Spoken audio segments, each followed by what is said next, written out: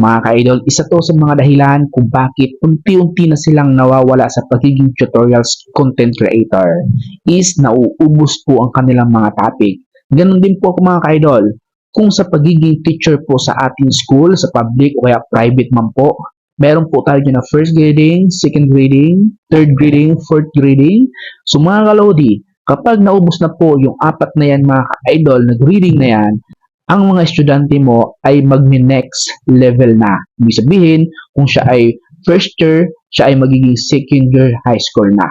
So, ganun mga kalodi. And syempre, next year, ibang mga estudyante naman ang mga tuturuan mo. So, ibig sabihin mga kalodi, kapag ang mga tutorials mo dito sa ating Facebook platform ay paulit-ulit, ay hindi na masyado papanoorin yan. Kasi mga kalodi, ay halos mga tinuturuan mo dito sa social media ay marurunong mo din. As in, natutunan niya na yan. Yes, may mga manunood at manunood pa rin naman dyan. Yung mga beginners vlogger, talaga. Pero yung mga datihan, ay hindi na sila manunood talaga dyan. Kasi, yan ay napanood na nila, natutunan na nila. Ang karamihan dyan mga kapanood talaga mga kaludi is yung mga magsisimula pa lang sa pag-vlog dito sa Facebook. Kahit ganun pa man mga ka-idol ang naging result sa ating mga video, sa ating mga views, ay masaya pa rin tayo dahil marami tayong mga content creator ang natulungan na magkaroon ng kaalaman, idea dito sa pag-vlog sa Facebook, even sa ating YouTube channel.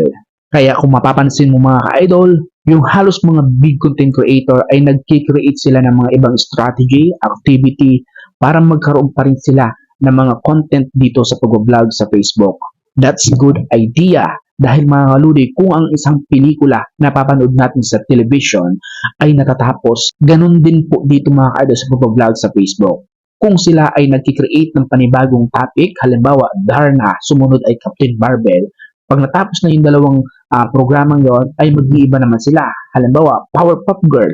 So, ibig sabihin mga kalodi, dito sa social media ay ganun din po ang pamamaraan. Kung tayo ay nauubusan ng mga content, ay kailangan mo mag-explore, kailangan mo mag-create ng panibagong maiko-content nang sa ganon, yung mga viewers natin ay magkaroon sila ng interest ulit na panoorin yung panibagong content natin. Dahil kung hindi tayo gagawa ng panibagong content, maniwala ka idol, hindi sila magkaka-interest na panoorin ang ating mga video dahil paulit-ulit na lamang.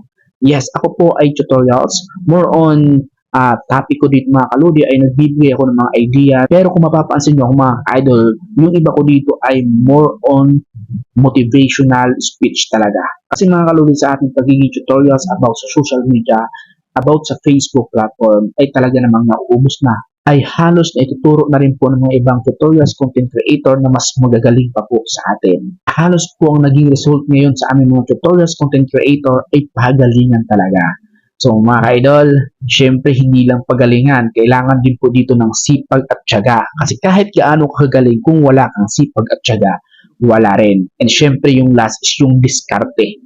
Yan ang wag na wag nyong kakalimutan na hindi may sama yan. Dahil ang pagiging madiskarte ay isa yan sa pinakasikreto din para mapalago mo ang iyong business or dito sa iyong Facebook platform, even sa ibang social media platform mo. Kaya ngayon, simulan mo mag-explore para mas marami ka pang makuha mga idea. So yun lamang, maraming salamat mga kaludi. Sana nagkaroon kayo ng idea dito sa video ito.